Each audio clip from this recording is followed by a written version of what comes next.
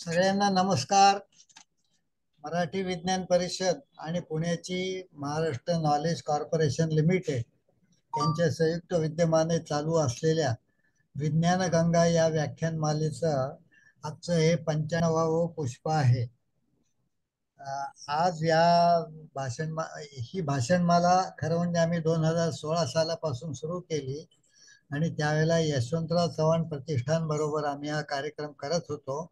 पण आता गेली 1.5-2 वर्ष महाराष्ट्र नॉलेज कॉर्पोरेशन लिमिटेड बरोबर हा कार्यक्रम आम्ही करतो आहोत. ह्या भाषणमालेमध्ये खूप दिग्गज लोकांनी भाषणं दिलेली आहेत, ज्याच्यामध्ये जयंतराव नारळीकर आहेत, अनिल काकोडकर आहेत. ते झाल्यावरती रवींद्र थत्त्यांनी प्लास्टिक सर्जरीवरती भाषण दिले, हवामानावरती भाषणं झालेली आहेत. किंवा आजचं जे भाषण आहे ते आपल्या मराठी विज्ञान परिषदेच्या M.M. शर्मा पुरस्कारार्थी प्राध्यापक डॉक्टर वंदना निकम यांचं होणार आहे. त्यांची मी थोडक्यात ओळख करून देतो.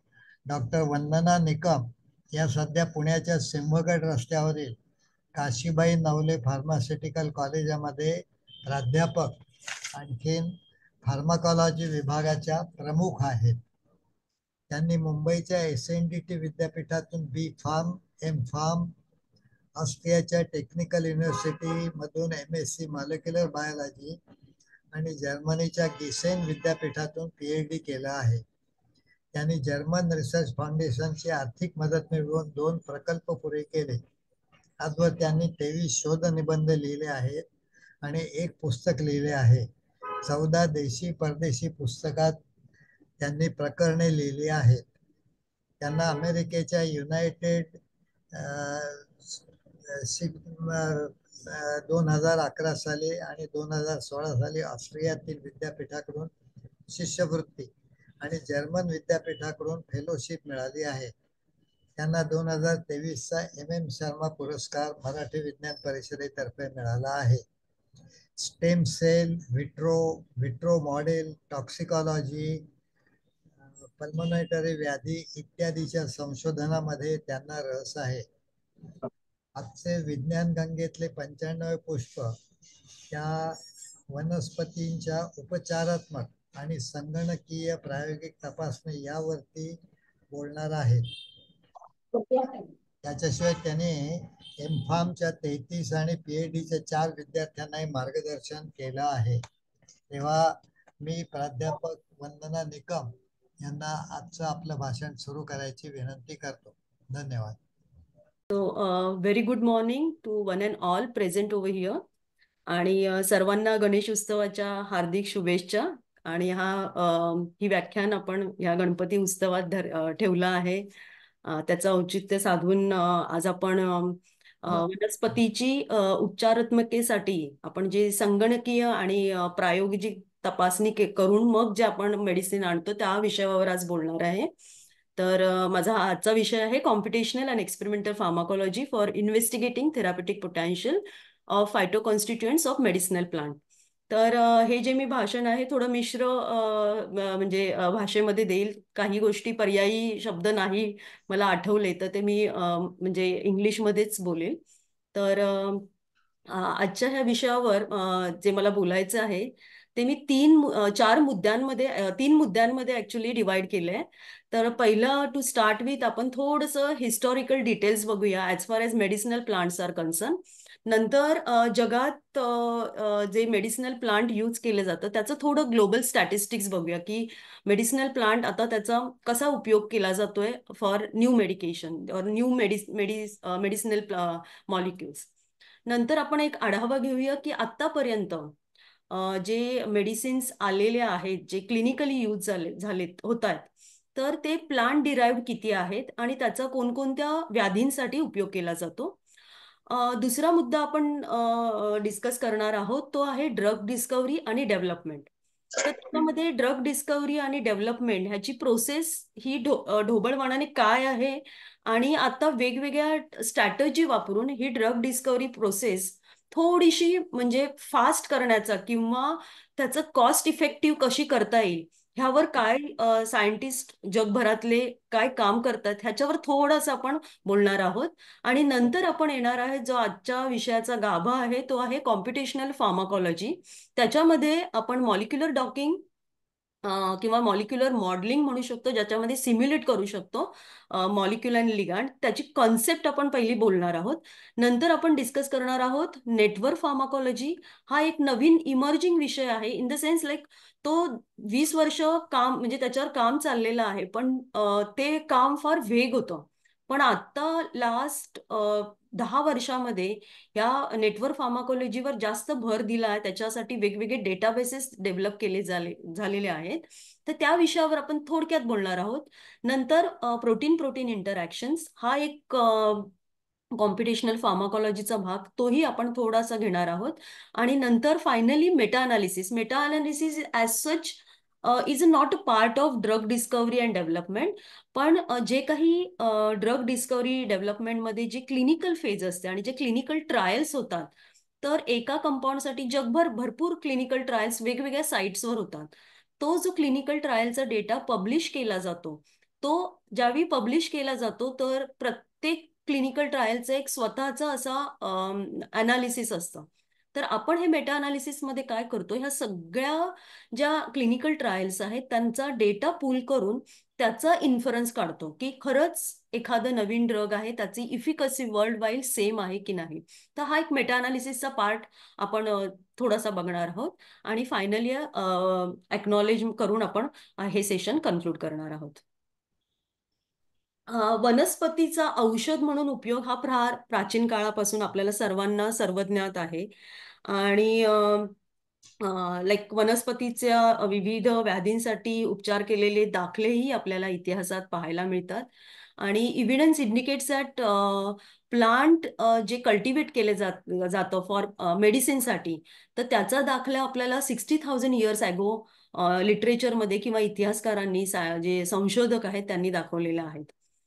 As far as medicinal plants चे जे स्क्रिप्ट्स जे इतिहासकारांनी किंवा सायंटिस्टने जे शोधलेले आहेत, ते इंडिया आणि चायनासाठी 5,000 इयर्स बॅक आहेत. म्हणजे इतकी जुनी परंपरा आहे या मेडिसिनल प्लांटची. आणि 2,000 म्हणजे 2,500 वर्ष जुनी ग्रीस आणि सेंट्रल आशियामध्ये आहे.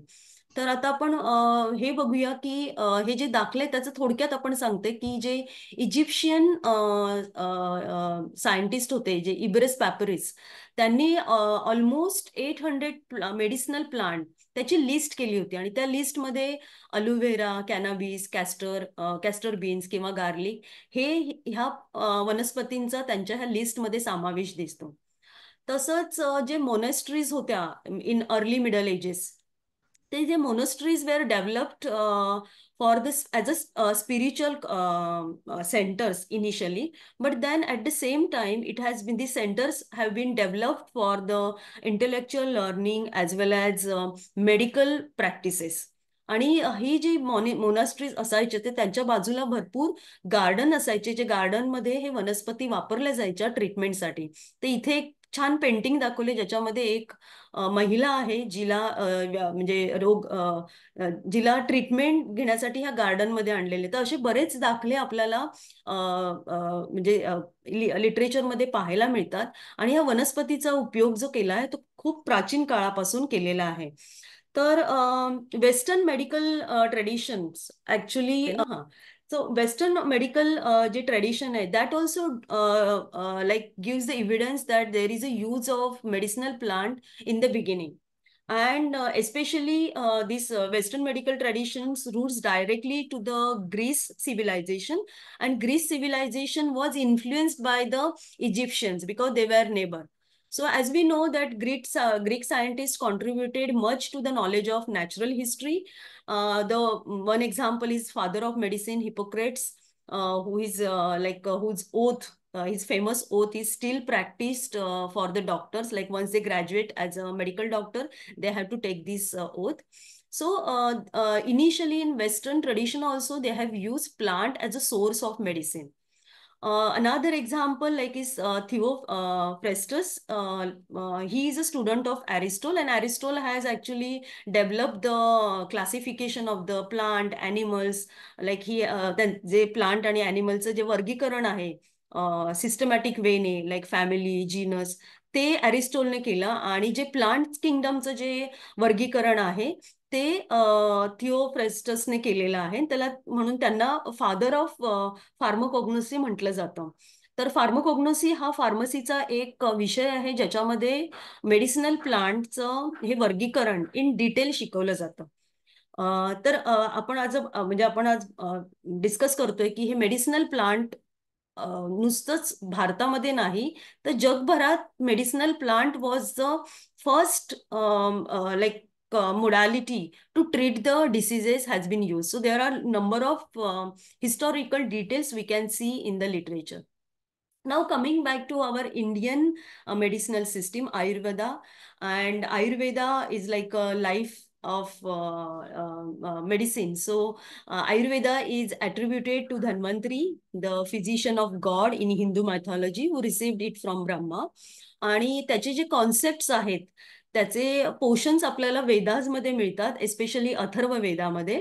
आणि the period of Vedic medicine जर तुम्ही बघितलं तो किती वर्ष टिकलं, तर साधारण 800 ते म्हणजे 800 BC until 1000 CE. It is mark with the different treaties, especially we can say medical codes.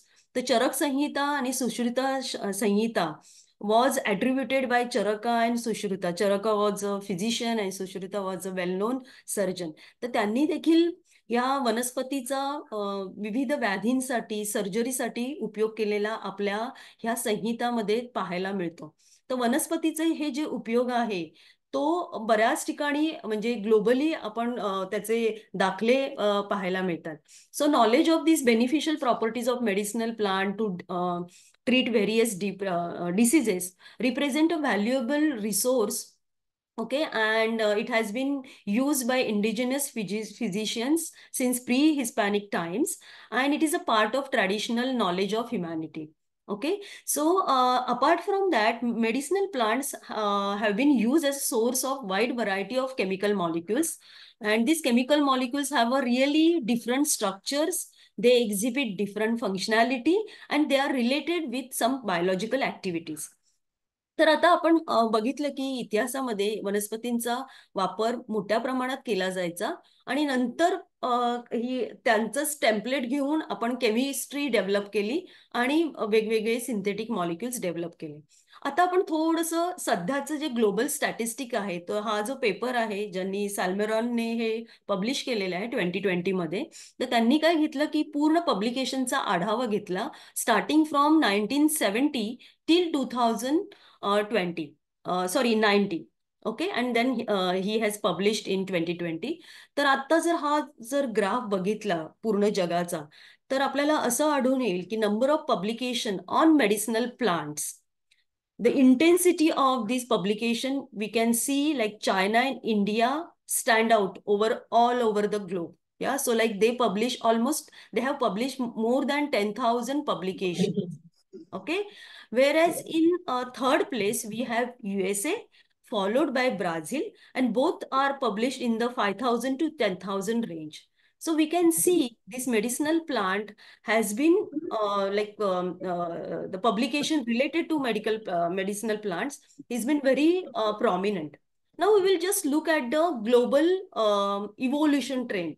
So as we see from 1917 till 2019, initially till 2000, the publication related to plants was not pronounced. It was below 1000. But as you see from 2000 onward, there is a surge, म्हणजे पीक आलेलं आहे. You can see खूप number of publication like continuously they are increasing in nature, especially in second period and third period. Now it is continuously going on. So worldwide हा जर trend बघितला तर 2000 नंतर medicinal प्लांटचा अभ्यास हा फार वाढलेला आहे. आणि त्याचं कारण बरीच गोष्टी आहेत. कारण 2000 पर्यंत जे काही म्हणजे मेडिसिन्स वापरात होते त्यांचं पेटंट एक्सपायरीला आलं होतं. It was nearing to expiry. Second thing, जे काही मेडिकेशन्स होते तर त्याचे रेझिस्टंट स्लोली डेव्हलप व्हायला लागलं. दुसरी गोष्ट, 2003 2000 पासून म्हणजे वेगवेगळ्या व्याधी, एस्पेशली इन्फेक्शियस डिसीजेस, आत्ताच आपण कोविड विटनेस केला आहे, त्याच्या अगोदर सार्स होता, स्वाईन फ्लू होता, तर ह्या गोष्टीही वाढायला लागल्या आणि आपल्याकडे असं काही नवीन ब्रेक थ्रू मॉलिक्युल्स ग्लोबली काही मार्केटमध्ये आलं नाही. म्हणून प्लांटकडे as a source of new medicinal molecules ह्या उद्देशाने हे स्टडी जे पब्लिकेशन्स आहेत especially on medical plants is started growing in numbers. तर सेकंड आणि थर्ड पिरियडमध्ये from 2000 onward we can see there is a evolution in the publication. And as far as the like country-wise distribution, if you look at the publication, we can see the China and India again on at the top. Followed by that, we have Brazil, USA, and other countries. So even though initially it was flat, like till 2000, but slowly all the country geared up to look for this medicinal plant as a new source of chemical moieties. Now, if you look at the category wise, like कोणत्या विषयामध्ये या medicinal प्लांटचा जास्त अभ्यास केलेला आहे, तर असं आढळून आलंय की जो लेफ्ट साइडचा जो चार्ट आहे, तर फार्माकोलॉजी, टॉक्सिकोलॉजी आणि pharmaceutics accounts for 27% of total publication. Followed by that, medicine, which is 23%, and followed by that, we have biochemistry, molecular biology, and so on and so. So, if you look at the classification wherein these medicine plants are very much extensively studied, these topics are pharmacology, toxicology, pharmaceutics, and medicine. आणि हे जे categories आपण जर बघितले तर pharmacology, toxicology आणि pharmaceutics मध्ये Brazil almost 35% of its own publications account for, followed by India. वनस्पतींचा जर अभ्यास कोणी केला असेल तर तो चायना येतो 29% अँड फॉलोड बाय जर्मनी 27%. तर as we see that China and Germany are more keen to look at this medicine for from the medicinal plant.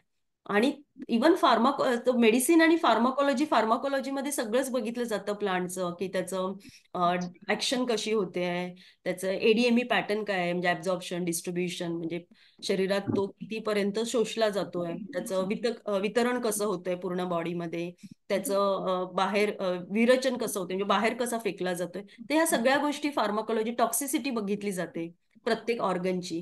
नंतर काही फॉर्म्युलेशन केले जातात. तर हे सगळं फार्माकोलॉजी, टॉक्सिकोलॉजी आणि सुटिक्स मध्ये येतं. Medicine is just looking for the medical moiety from medicinal plant. So this is whole about the global statistic as far as medicinal plant is concerned. Now, we will just move to the another next topic, what are the different drugs or medicines which are derived from the plant. So, as we look into the 17th century, 17 onward, so initially this Lemery scientist, he established the method of extraction and he found that alcohol can be used as a good extractant.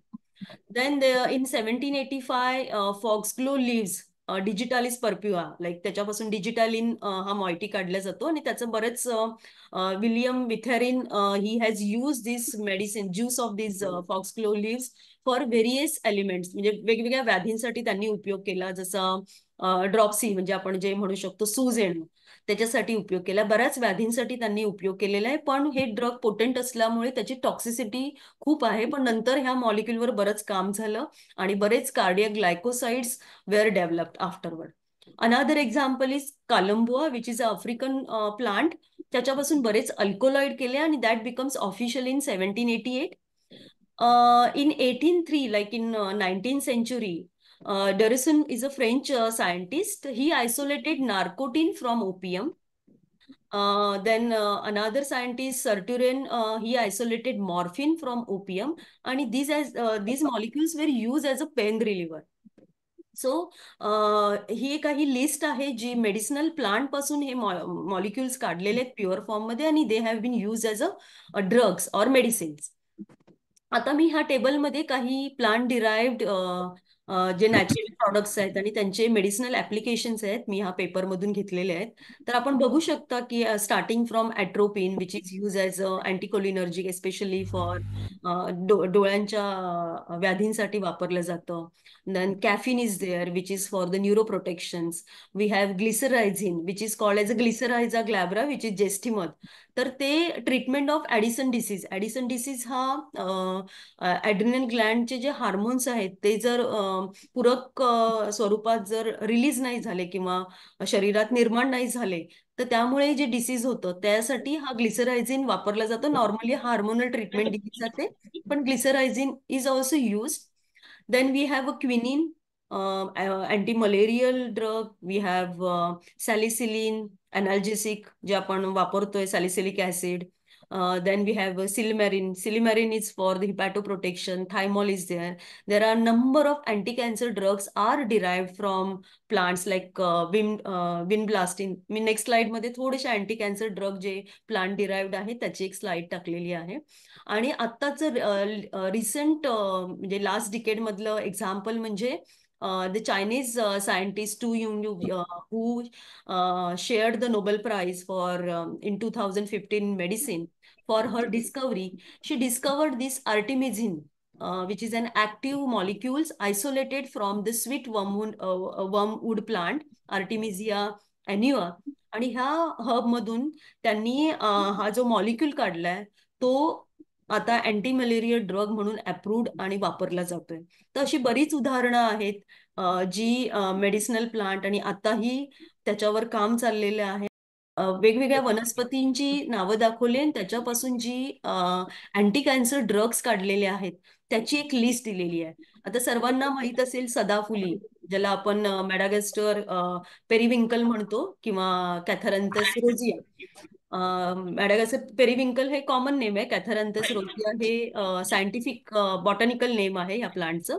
आणि त्याच्यापासून बरेच alkaloids काढलेले आहेत जे anti cancer म्हणून वापरले जातात. तर त्याच्यामध्ये विनक्रिस्टिन आहे, ब्लास्टिन आहे. हे बरेच अल्कोलॉइड अँटी कॅन्सर म्हणून वापरले जातात. त्याच्यानंतर we have this happy tree also called as a Camptotheca acuminata. तर त्याच्यापासून हे कॅम्पोटेथेसिन डेरिव्हेटिव्ह आयसोलेट केलेले आहेत. नंतर ते सिंथेसाइज केलेले आहेत जे अँटी कॅन्सर म्हणून वापरले जातात. नंतर we have Pacific yew, that is paclitaxel किंवा जे टॅक्झेल फॅमिलीचे जे टॅक्झेन डेरिव्हेटिव्ह आहेत ते ह्या प्लांटपासून काढलेले आहेत. We have opium. ओपियम खसखस जे आपण म्हणतो त्या फुलांपासूनही काही अल्कोलॉइड्स काढलेले आहेत. हेम्प आहे, त्याच्यापासून कॅनोबॉइड्स. तर ही सगळी लिस्ट आहे ही अँटी कॅन्सर ड्रग म्हणून आता क्लिनिकली वापरली जाते. तर त्याच्यामध्ये ह्या डिस्कवरीमध्ये सिस्टीम बायोलॉजी, सिंथेटिक बायोलॉजी आणि मेटाबॉलिक इंजिनिअरिंग ह्या सगळ्या गोष्टीचं हे जे नवीन टेक्निक्स आहेत त्याचा उपयोग करून हे कंपाऊंड वापरले गेलेले आहेत आणि क्लिनिकली आता ते म्हणजे क्लिनिकली पेशंटसाठी यूज केले जातात. तर आता आपण आतापर्यंत आपण डिस्कस केलं की how this medicinal plants like प्राचीन काळापासून ते आजतागायत त्यांचा उपयोग केला जातोय. आणि म्हणजे तेवढंच नाही की नुसतंच प्लांट पासून काढून एक्स्ट्रॅक्ट केलेलं नाही, तर त्यांचे प्युरिफाय करून ते मॉलिक्युल्स आयसोलेट करून ते clinically as a western allopathy म्हणून आपण देतो. ओके. पण आपली जी आयुर्वेदिक संस्कृती त्याच्यामध्ये आपण एक्स्ट्रॅक्ट काढतो आणि हा एक्स्ट्रॅक्ट आपण पूर्वी द्यायचो. तसं बघायला गेलं तर जी काही ग्लोबल मेडिसिनल ट्रेडिशनल सिस्टीम आहे ती सगळी it is rooted at the medicinal plant only. However आपण ती गोष्ट पुढे न नेता आपण त्याचं सायंटिफिक व्हॅलिडेशन किंवा सायंटिफिक मेकॅनिझम काही करू शकलो नाही आणि ती सिस्टीम जी काही आपल्याकडे एवढं जे ज्ञान आहे वनस्पतीचं ते आपण जगापुढे as a main medicinal treatment म्हणून आणू शकलो नाही. However in that case western they have taken this plant, they have made it as a single moiety आणि त्याचा त्यांनी ॲज अ मेडिसिन म्हणून लास्ट 200 years त्यांनी तो ॲज अ ॲलोपॅथी म्हणून केलेला आहे. पण आता अशी वेळ आलेली की हे सगळे जे औषधं काढलेली आहेत त्यांना थोडंसं म्हणजे पहिलं जी डिस्कवरी होती की वन मॉलिक्यूल वन ट्रीटमेंट असं नाही आहे. जे आपण आपल्या आयुर्वेदामध्येही म्हटलेलं आहे की आपल्याला जर एखादं स्टिरॉइड दिलं तर आपल्याला एक अँटासिड द्यावी लागते, कारण स्टिरॉइड डेव्हलप करतं ऍसिडिटी. तर त्याला जी साईड इफेक्ट आहे तो काढण्यासाठी आपल्याला दुसरं ड्रग द्यावं लागतं. तर असं होत नाही की वन ड्रग वन म्हणजे एक व्याधी आणि एक ड्रग, असं नाही आहे.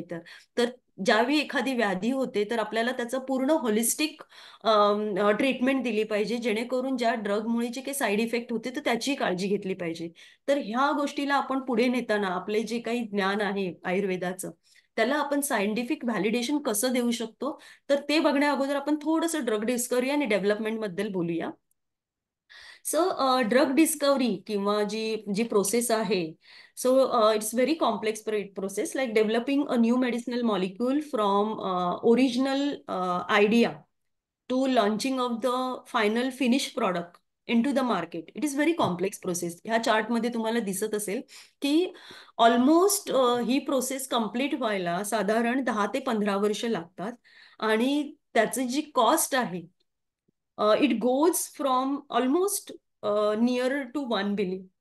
खूप म्हणजे कॉस्ट इंटेन्सिव्ह आणि टाइम इंटेन्सिव्ह ही प्रोसेस आहे. आणि ह्याची जर तुम्ही आपण जर त्याचे हे बघितले, टप्पे बघितले, तर पहिले आहे target identification, target validation, target selection to the phase 4. तर आपण ही जी पहिली फेज आहे जे अर्ली डिस्कवरी म्हणतो, त्याच्यामध्ये टार्गेट आयडेंटिफिकेशन, सिलेक्शन, व्हॅलिडेशन.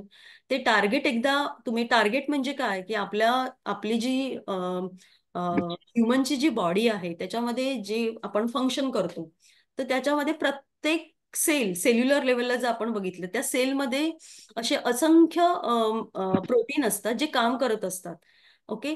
तर त्या प्रोटीन म्हणजे आपण जे काही खातो किंवा काही करतो, तर त्या प्रोटीनवर, हे प्रोटीन म्हणजे काही रिसेप्टर असतात आणि ते एकमेकांना सिग्नल देत असतात. तर पूर्ण पाथवे असतो तो. ज्यावेळी एखादी व्याधी होते तर ह्या पाथवेमध्ये काही बिघाड येतो, काही मॉलिक्युल्स कमी होतात, जास्त होतात. तर ते पहिलं आपण फाइंड आउट केलं पाहिजे. तर त्याला म्हणतात टार्गेट. आणि ह्या टार्गेटला आपण एकदा आयडेंटिफाय केलं की त्याला त्या टार्गेटला जे मॉलिक्युल्स बाइंड होतात त्याचा अभ्यास केला जातो. त्याला लीड म्हणतात किंवा लिगांड म्हणतात. ते लीड म्हणजे आपलं मेडिसिन. तर पहिलं आपल्याला व्याधीमध्ये कोणकोणते टार्गेट्स आहेत की जे त्याच्यामध्ये बिघाड होतो किंवा त्यांच्या रेग्युलेशनमध्ये काही बिघाड होतो, तो आपल्याला जर सुधारायचा असेल तर आपल्याला त्याच्यासाठी पहिले ते टार्गेट आयडेंटिफिकेशन करणं फार गरजेचं असतं.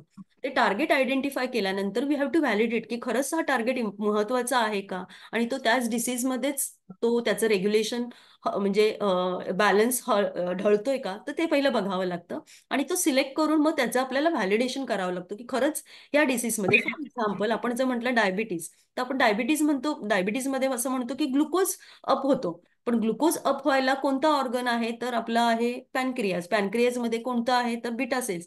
तर ह्या सगळ्या त्या बीटा सेल्समध्ये कोणकोणते मॉलिक्युल्स आहेत ते सगळा अभ्यास करावा लागतो.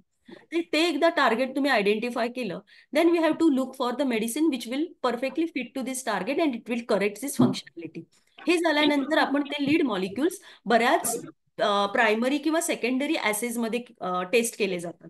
तर प्रायमरी सेकंडरी ऍसेज म्हणजे आयदर तुम्ही सेल बेस्ड घेऊ शकता, किंवा आता सध्या काय चाललंय की सेल बेस्ड ऍसे बरेच केलेले आहेत, पण त्याच्यातून असं काही फ्रुटफुल रिझल्ट मिळत नाही.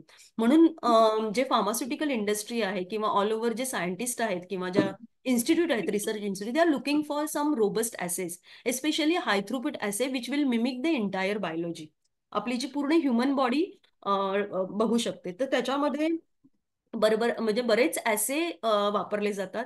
तर आता सध्या ड्रोसोफिलावर काम केलेलं आहे, ज्याला आपण चिलट म्हणतो मराठीमध्ये. नंतर झेब्रा फिश, गप्पी मासे, तर त्याच्यावरही भरपूर अभ्यास झालेला आहे, लोक काम करत आहेत. नंतर जर सिम्युलेशन म्हटलं तर ऑर्गन ऑन चिप, म्हणजे एखाद्या चिपवर मायक्रोफ्लुइडिक्सने पूर्ण ऑर्गन डेव्हलप करायचं आणि त्याच्यावर बघायचा, जेणेकरून पूर्ण आपण शरीराची जी बायोलॉजी आहे ती डेव्हलप करून त्याच्यावर आपण हा अभ्यास करू शकतो. तर असे हे जे डिसीज मॉडेल्स आहेत ते पण डेव्हलप करण्याचं काम चालू आहे.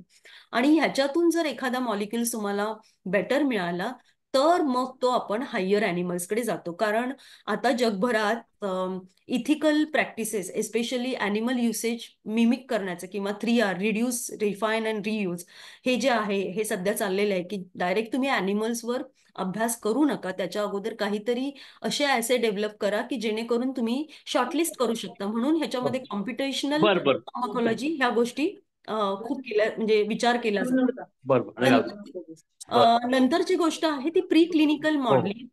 प्री क्लिनिकल डेव्हलपमेंटमध्ये माईस, रॅट, पिग्स, डॉग्स आणि प्रीमेट्स ह्या गोष्टी वापरून मग त्याच्यावर स्टडी केल्यानंतर जे काही हिट मॉलिक्युल्स मिळतात की जे प्रॉमिसिंग कॅन्डिडेट आहेत ॲज अ मेडिसिन, ते मग क्लिनिकल ट्रायल्समध्ये जातात. आता क्लिनिकल ट्रायल्स ही डायरेक्ट क्लिनिकल ट्रायल्स त्याच्यामध्येही वेगवेगळ्या फेजेस असतात. 4 फेजेस असतात: फेज 1, फेज 2, फेज 3 आणि फेज 4. फेज 1 मध्ये पहिलं हेल्दी ह्युमन्सवर ते मेडिसिन आहे ते टेस्ट केलं जातं की जेणेकरून चेक करायला की ते सेफ आहे का. ते सेफ जर ह्युमनमध्ये मिळालं तर मग ते डिसीज पेशंटमध्ये बघितलं, ज्यांना व्याधी आहे त्या रुग्णांना हे दिलं जातं आणि ते 100च्या पटीने किंवा नंतर मग 1000च्या पटीने त्याची इफिकसी आणि सेफ्टी बघितली जाते. आणि हे सगळं झाल्यानंतर त्यातून जर तुम्हाला प्रॉमिसिंग रिझल्ट आले तर हे औषध मग मार्केटमध्ये केलं जातं. तर ही जी प्रोसिजर आहे ही साधारण तुम्ही बघितले की प्रत्येक प्रोसिजरचं जे काही आउटपुट आहे that is input for the next. आणि if you look at the failure rate, तर तो failure rate in the beginning it's very high and which is narrowed down to 10%. पण तरी देखील to get a one molecules we can imagine that it takes almost 10 to 15 years and it is very lengthy procedure.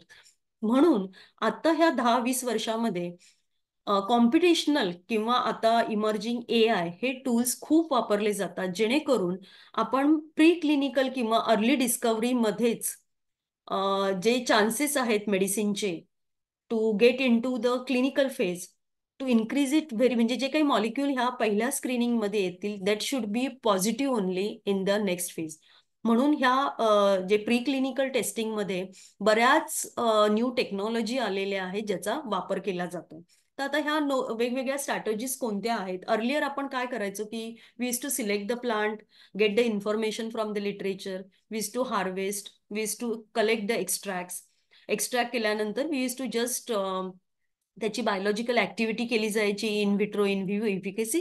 This was a normal procedure we use to follow.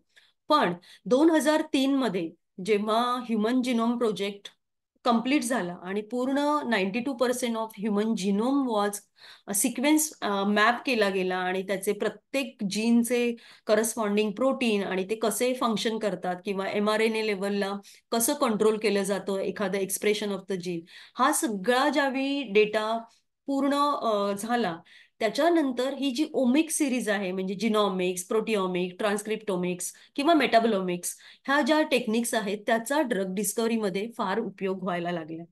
त्याच्याबरोबर मी जसं मगाशी म्हणाले की हाय throughput आणि हाय content screening ह्या ज्या गोष्टी आहेत त्याही वापरल्या गेल्या. एस्पेशली ट्रान्सक्रिप्टोमिक्सचं आपण क्लासिक उदाहरण आहे जे म्हणजे कोविड-19 मध्ये जी लस आली कोविड-19साठी, ती mRNA बेस होती. mRNA इज लाईक आपला जो जीन आहे त्याच्यापासून पहिलं mRNA कोड होतो आणि mRNA पासून प्रोटीन. ती ही mRNA बेस जी लस बनवली गेली ती ही ट्रान्सक्रिप्टोमिक्सची एक क्लासिक उदाहरण आहे. तर ह्या ज्या वेगवेगळ्या ज्या टेक्नॉलॉजी मी दाखवलेल्या आहेत इथे, जिनॉमिक्स, मेटाबोलोमिक्स, ट्रान्सक्रिप्टोमिक्स, ह्याचा ड्रग डिस्कव्हरीमध्ये फार उपयोग होतोय. ऑटोमेटेड ऑपरेशन टेक्निक्स जे आपण AI tools, it is automatic. आणि मेन म्हणजे कॉम्प्युटर एडेड ड्रग डिझाईन. ह्या टेक्निक्स म्हणजे ही टेक्निक नवीन नाही आहे.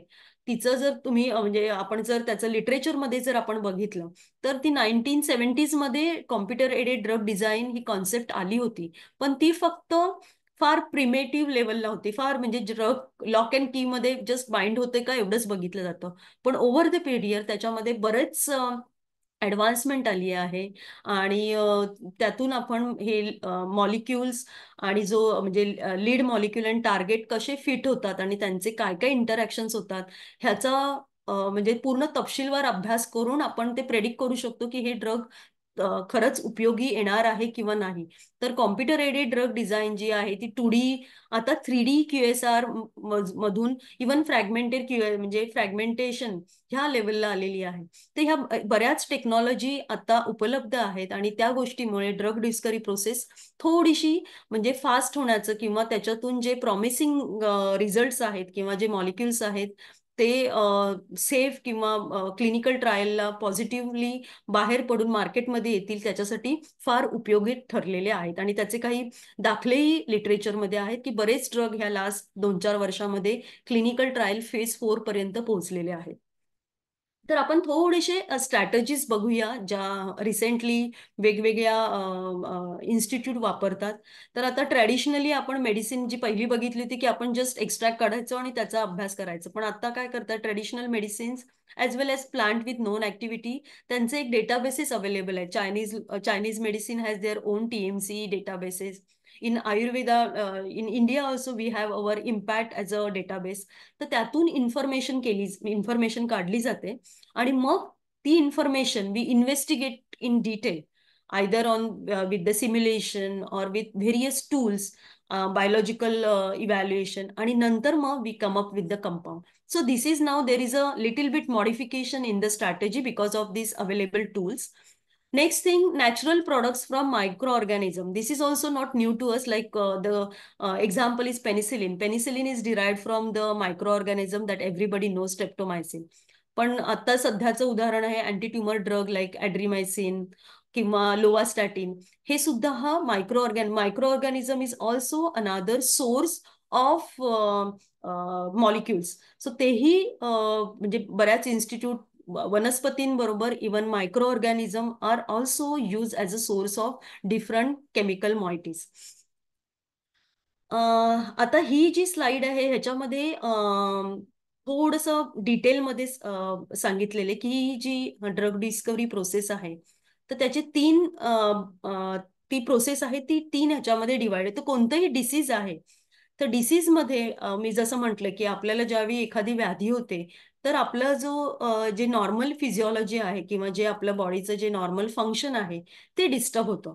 तर हे नॉर्मल फंक्शन म्हणजे काय, एक ती रिले ऍक्शनच असते की एक मॉलिक्यूल दुसऱ्याला सिग्नल दिसतो, दुसऱ्याला तिसरा, आणि मग आपलं पूर्ण काम ते एक्झिक्यूट करतात.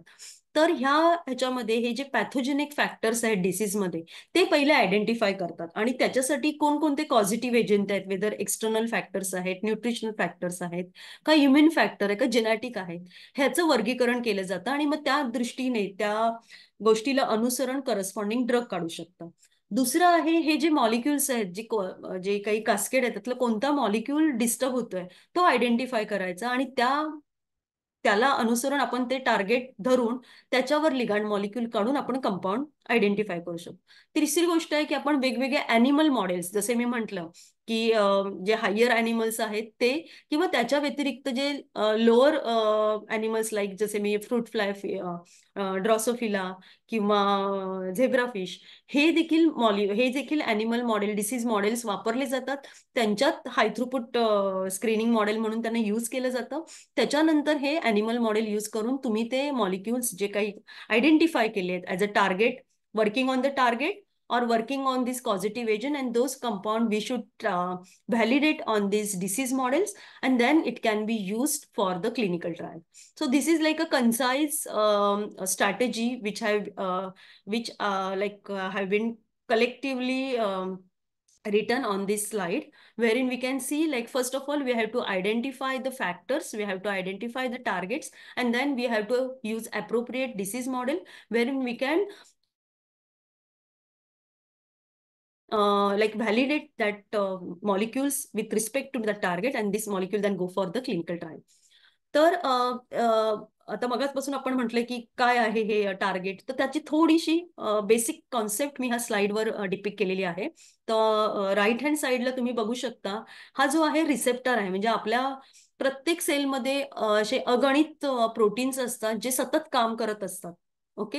आणि बऱ्याच गोष्टी ज्या आपल्या शरीरात होत असतात ते हे प्रोटीन मॉलिक्युल्स असतात, त्यांना आपण रिसेप्टर म्हणतात. तर हे रिसेप्टर काही प्रोटीन मॉलिक्यूल असू शकतात, काही एन्झाईम असू शकतात, काही आयन चॅनल असतात, ज्याच्यामध्ये आयन्स ये जा करत असतात, स्पेशली ब्रेन किंवा हार्टचे जे हार्ट जे फंक्शन करतं त्यासाठी आयन हे मोस्टली रिस्पॉन्सिबल असतात.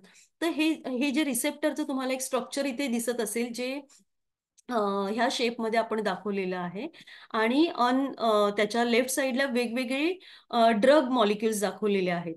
तर ही जी कन्सेप्ट आहे, ज्यावेळी एखादं ड्रग एखाद्या रिसेप्टरला बाइंड होतं, तेव्हा ती त्याची जी जागा आहे त्या प्रत्येक ऍक्टिव्ह साईटमध्ये तो परफेक्टली फिट होतो. लॉक अँड की जे मेकॅनिझम आपण म्हणतो तो.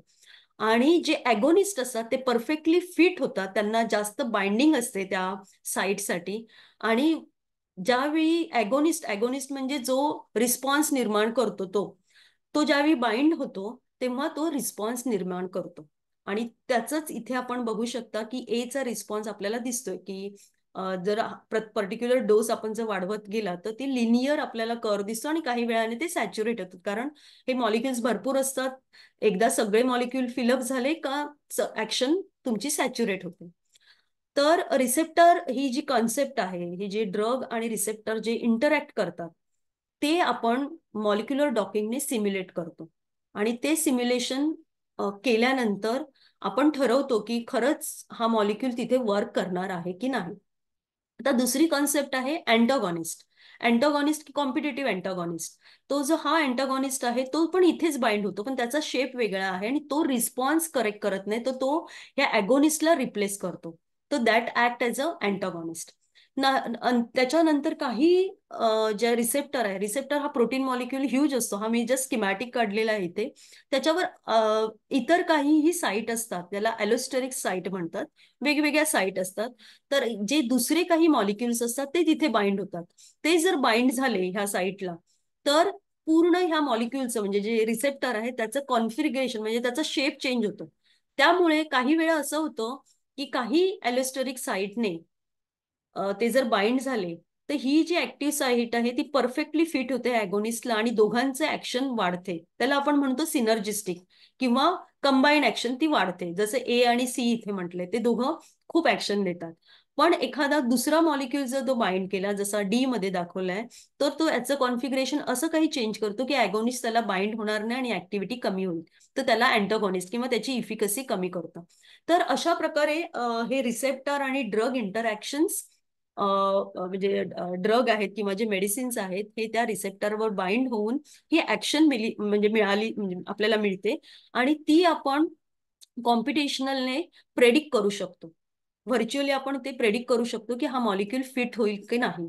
कारण हे रिसेप्टर म्हणजे काय, तर मध्ये आपल्या बॉडीमध्ये म्हणजे जे काही प्रोटीन आहेत ते 20 अमिनो ऍसिडने बनलेले असतात, आणि त्यांचं जे सिक्वेन्स असतो त्याने हे वेगवेगळे प्रोटीन बनलेले असतात. तर म्हणजे प्रत्येक ह्या 20 अमिनो ऍसिडचं आपल्याला स्ट्रक्चर माहित आहे. तर हे 20 अमिनो ऍसिड ज्यावेळी ते प्रोटीन बनतात तर त्यांचं स्ट्रक्चरही प्रेडिक्ट करू शकतो, कारण 20च अमिनो ऍसिड्स आहेत तर काय मॅक्झिमम हे ह्याचाही डेटाबेस आहे. तर मग त्या पद्धतीने त्याचं 3D स्ट्रक्चर काढून हे वेगवेगळे जे ड्रग मॉलिक्युल्स आहेत ते कुठे कोणत्या ऍक्टिव्ह साईटवर बसून कशी त्यांची इंटरॅक्शन होतं हे आपण कॉम्पिटेशनल केमिस्ट्रीने प्रेडिक्ट करू शकतो. तर आता आपण बघितलं की हे drug discovery process is very complex. त्याला बरेच वर्ष लागतात. आणि to fasten this process computational pharmacology along with various high throughput screening system has been developed. आणि त्याचा उपयोग आजकाल म्हणजे बऱ्याच companies, especially R&D driven companies, they are using it this computational pharmacology. तर आपण इवन मी माझ्या लॅबमध्ये ही स्ट्रॅटजी वापरते की पहिला मॉलिक्युलर डॉकिंग करायची, म्हणजे कॉम्पिटिशनल फार्माकोलॉजी करायचं, टार्गेट प्रेडिक्शन करायचे. टार्गेट प्रेडिक्शन केल्यानंतर आम्ही वेगवेगळे फायटो कॉन्स्टिट्युएंट्स आहेत त्याचा अभ्यास करतो की तो सुटेबल आहे का, म्हणजे एडीएमई पॅटर्न त्या फायटो कॉन्स्टिट्युएंटचं बघतो की तो ऍब्झॉर्ब होईल का, तो डिस्ट्रीब्यूट होईल का, त्याचं मेटाबॉलिझम काय काय असू शकते हे सॉफ्टवेअरने बघितलं जातं, म्हणजे सगळं व्हर्च्युअली बघितलं जातं. नंतर त्याला ड्रग लाईकलीनेस आहे का. नंतर अलॉंग विथ दॅट आम्ही टार्गेटही आयडेंटिफाय करतो डिसीजचा अभ्यास करून. त्याच्यात बरेच डेटाबेस वापरले जातात, लाईक डीजेनेट, जीन कार्ड अनालिसिस, आणि त्यातून वेगवेगळे टार्गेट डिसीजचे काढले जातात. आणि मग हे टार्गेट आयडेंटिफाय करून आम्ही तो मॉलिक्यूल त्या एखाद टार्गेटवर मॉलिक्युलर डॉकिंगने फाइंड आउट करतो की त्याची अफिनिटी आहे आणि काय इंटरॅक्शन्स आहे. त्याच्या व्यतिरिक्त दुसरं आहे नेटवर्क फार्माकॉलॉजी. नेटवर्क फार्माकॉलॉजी म्हणजे आता सपोज आम्ही एखादा फायटोकॉन्स्टिट्युएंट निवडला वनस्पतीमधून, तर त्याचा कितपर्यंत अभ्यास झालाय किंवा लिटरेचरमध्ये त्याच्यावर काय काय अभ्यास झालाय हे जर शोधून काढायचं असेल तर त्याच्यासाठी नेटवर्क कन्स्ट्रक्ट करावं लागतं. तर नेटवर्क कन्स्ट्रक्ट करताना आम्ही हा मॉलिक्यूल फीड करतो त्या डेटाबेसमध्ये आणि मग आम्हाला त्याच्यावर जे जे काम झालेले जे टार्गेट मॉलिक्युल्स आहेत ते सापडतात. आणि मग आम्ही बघतो की हे जे टार्गेट आहेत जे आम्हाला मिळालेले आहेत ह्या फायटोकॉन्स्टिट्युएंटशी इंटरॅक्ट होतात आणि त्याचा ऑलरेडी अभ्यास झालेला आहे, तर हे टार्गेट मॉलिक्यूल ह्या पर्टिक्युलर डिसीजमध्ये आहेत का. समजा त्या डिसीज मधले हे जे कॉमन टार्गेट आहे ते आम्ही आयडेंटिफाय करतो आणि मग ह्या टार्गेटवर परत मॉलिक्युलर डॉकिंग करून बघतो. मग जेणेकरून आम्हाला फुल प्रूफ मिळतं की हा मॉलिक्यूल खरंच ह्या डिसीजमध्ये युजफुल आहे की नाही. आणि मग त्याच्यानंतर आम्ही हाय थ्रुपुट स्क्रीनिंग मॉडेल्स आहेत, जसे माझ्या लॅबमध्ये आम्ही झेब्राफिश, नंतर माझे कोलॅबरेटर आहेत आगरकर इन्स्टिट्यूटला, त्यांच्याबरोबर फ्रूट फ्लाय, तर ह्या गोष्टीमध्ये टेस्ट करतो. तिथे आम्हाला जर रिझल्ट मिळाले तर आम्ही मग पुढे ॲनिमल स्टडी करतो. तर आपण थोडंसं हे मॉलिक्युलर डॉकिंगचा हा एक डेटा आहे, हा आमचा ऑनगोईंग प्रोजेक्ट आहे, ज्याच्यामध्ये आम्ही ॲसिटाइल कोलिनिस्ट्रेस जे एन्झाईम आहे, जे एन्झाईम एस्पेशली जे अल्झायमर डिसीज, ज्याच्यामध्ये neuro degenerative disease, ageing related disease आहे, ज्याच्यामध्ये न्यूरॉन डिग्रेड होतात किंवा न्यूरॉनचं डिजनरेट होतात आणि ॲसिटाइल कोलिनची लेवल खाली जाते. म्हणजे ॲसिटाइल कोलिन जो लागतो आपल्या मेमरीसाठी, कॉग्निशनसाठी, तो डिप्लीट होतो. तर त्याला ॲसिटाइल कोलिनला ऍक्च्युली डिग्रेड करतात ॲसिटाइल कोलिन इस्ट्रेस, जो एन्झाईम आहे तो त्या ॲसिटाइल कोलिनला डिग्रेड करतो. तर क्लिनिकली ऍक्च्युली डोनेपेझिल हे जे औषध आहे ते वापरलं जातं अल्झायमर डिसीजसाठी, जेणेकरून ॲसिटाइल कोलिनची लेवल तशीच राहते आणि या एन्झाईमला इनिबिट केलं जातं, म्हणजे हा एन्झाईम ते ॲसिटाइल कोलिनला डिग्रेड करू शकणार नाही. तर आम्ही काही मॉलिक्युल्स प्लांटमधून काढलेले आहेत, जसे हे 9,10 डायहायड्रॉक्सी 2,5 डायमिथॉक्सी फिनान्थ्रीन 1,7 डायोल फिनान्थ्रीन कंपाऊंड्स आहेत. तर त्यातला आम्ही एक मॉलिक्यूल डॉकिंग करून बघितलं आणि ॲज यू सी हिअर हे दोन्ही मॉलिक्यूल चपलक, म्हणजे जसं डोनेपेझिल इथे बघितलं तर तो ह्या पॉकेटमध्ये ॲसिटाइल कोलिन इस्ट्रेस जे एन्झाईम आहे त्याच्या परफेक्टली त्या पॉकेटमध्ये ऍक्टिव्ह जी साईट आहे त्या ॲसिटाइल कोलिन इस्ट्रेसच्या तिथे परफेक्टली बसून त्या ॲसिटाइल कोलिन इस्ट्रेसला इनिबिट करतो, जेणेकरून हा एन्झाईम ऍक्टिव्ह नाहीये आणि ॲसिटाइल कोलिनची लेवल वाढते, which helps for the cognition. तर आमचा जो मॉलिक्यूल आहे जो आम्ही प्लांट पासून आयसोलेट केला, तर तोही परफेक्टली इथे व्यवस्थित बसलेला दिसलाय. तर त्याचं आम्ही सिम्युलेशन करून बघितलंय. आणखीन 2-3 मॉलिक्युल्स आहेत, तर ते परफेक्टली त्याच पॉकेटमध्ये जाऊन बसले आणि इवन त्यांची interaction was much more better than donepezil. तर अशा पद्धतीने ही मॉलिक्युलर डॉकिंग केले जातात. आणि इवन लिटरेचरमध्ये आपण बघू शकतो की बरेच जे FDA अप्रूव्ड मेडिसिन्स आहेत which is clinically used, they have been launched into the market through the molecular docking. For example, imatinib, which is Gleevec, जे ब्रँड नेम आहे, which is a tyrosine kinase inhibitor use for the chronic myelogenous leukaemia and gastrointestinal stromal tumours. ट्युमरसाठी हे वापरलं जातं. Even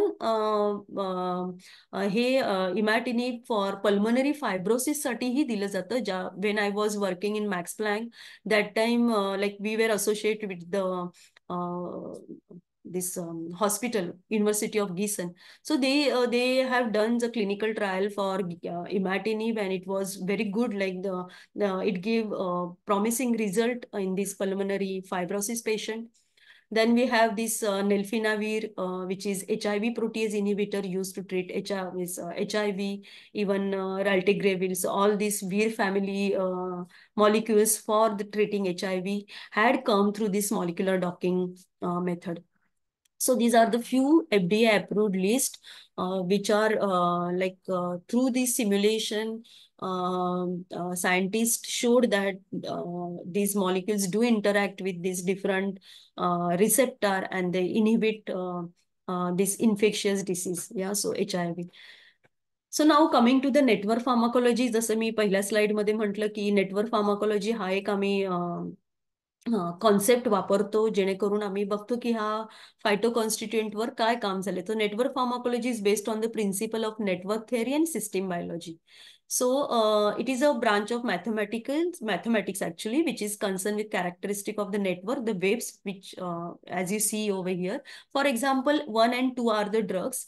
Suppose one is interacting with A, B, and C, but that doesn't mean that it will not interact with any other thing. So we can see this one molecule also interact with EF, wherein these two, so like here we have to develop the network in a such a way that we should find out what are the different, like for example, if we consider one as a drug and two as a disease, and we have to find out like in disease, which are the different interacting targets, and then we have to find out the drug with which it is interacting, and we have to look for the common. So like for 1 and 2, we have the targets are like A and C and E. So we can look whether one can interact with E, okay? As it is, we know like it is interacting with A and C, which is like we have identified through the disease. And this is like through the disease, we got the different targets. तर म्हणजे डिसीजही बराच study केला जातो, जे basic scientist basic science करतात. Those scientist they look for like what are the different molecules involve in a different diseases. तर त्याचेही database आहे. त्या डेटाबेसमधून आपण वेगवेगळे टार्गेट फाइंड आउट करू शकतो. तर त्या डिसीज मधले जे टार्गेट्स आहेत आणि आपले फायटोकॉन्स्टिट्युएंटचे जे आपण टार्गेट फाइंड आउट केले, त्यातले काही कॉमन टार्गेट आहेत, कारण त्याच्यावर आपण परत सिम्युलेशन करून ते स्टडी करू शकतो. तर हे काही आम्ही केलेले नेटवर्क फार्माकोलॉजी आहे. तो इथे हा सिंपल टार्गेट आहे. म्हणजे मेडिसिन आम्ही शोधला, benzyl benzoate, which is FDA approved colourant आणि प्रिझर्वेटिव्ह म्हणून वापरला जातो. आणि especially benzyl benzoate is like it is terpenoids, it's oil kind of medicine, like we can find in different fragrant flowers. आणि त्याचे आम्ही काही टार्गेट शोधून काढले, तर फार त्याच्यावर अभ्यास फार कमी झालेला आहे. आणि त्याचं आम्ही नेटवर्क केलं, तर आम्हाला असं आढळून आलं की ह्याच्यावर सिडे, आम्ही ऍक्च्युली ह्याचा अभ्यास सिडेशन आणि हिप्नॉसिस साठी बघितलं through the GABA A receptor. कारण GABA A receptor is a means it is a target molecule involved in sedation आणि हिप्नॉसिस. तर आम्हाला ह्याचा खूप छान रिझल्ट्स आले, त्याच्यावर आम्ही पेटेंटही घेतलेलं आहे. तसेच हे दुसरे काही मॉलिक्युल्स आहेत ज्याचं आम्ही नेटवर्क डेव्हलप केलंय. त्याचं आम्ही जीन ऑन्टॉलॉजी केलेलं आहे की हे जे फायटोकॉन्स्टिट्युएंट्स आहेत त्याचं काय, कोणकोणत्या गोष्टीवर, कोणकोणत्या सेल्युलर प्रोसेसमध्ये ते इन्व्हॉल्ड आहे. तर हे सगळा अभ्यास करून आपण म्हणजे ठरवू शकतो, प्रेडिक्ट करू शकतो की हा मॉलिक्यूल म्हणजे खरंच म्हणजे काही उपयोगी येईल का पुढे काही डिसीजसाठी. तर हे जे टूल्स आहेत, मॉलिक्युलर डॉकिंग किंवा network pharmacology, it is just it represent the drug target data. It predicts its relevance to the physiological system. पण हे सगळं करण्यासाठी आपल्याला इन व्हिट्रो किंवा इन व्हिवो एक्सपेरिमेंटल सिस्टीम कराव्याच लागतात, जेणेकरून त्यांचं व्हॅलिडेशन करावं लागतं. तर आता हे व्हॅलिडेशन करण्यासाठी आपल्याला बरेच हाय थ्रूपुट स्क्रीनिंग टेक्निक्स वापरावे लागतात. पण आतापर्यंत जे फायटोकॉन्स्टिट्युएंट्स या वेगवेगळ्या पद्धतीने क्लिनिकमध्ये आले, त्याची ही लिस्ट मी ह्या स्लाइडवर दिली आहे. रिझर्वेट्रॉल, कुर्क्युमिन, क्विर्सिटीन, ही गॅलेनोइक ऍसिड आहे, बर्बेरिन आहे, लिटिओलिन आहे, लिथाफेरिन आहे. तर हे जे मॉलिक्युल्स आहेत हे मेडिसिन पासून काढलेले आहेत, and they have shown promising result in preclinical as well as clinical setting. आणि हे ह्या गोष्टी पूर्ण मॉलिक्युलर डॉकिंग आणि नेटवर्क फार्माकोलॉजीने म्हणजे मार्केटमध्ये आलेले आहेत. This approaches help to optimise their interaction with multiple molecular targets. त्यांचं थेराप्युटिक पोटेन्शियल आपण व्हॅलिडेट करू शकलो, आणि then they are approved for nutraceutical supplements.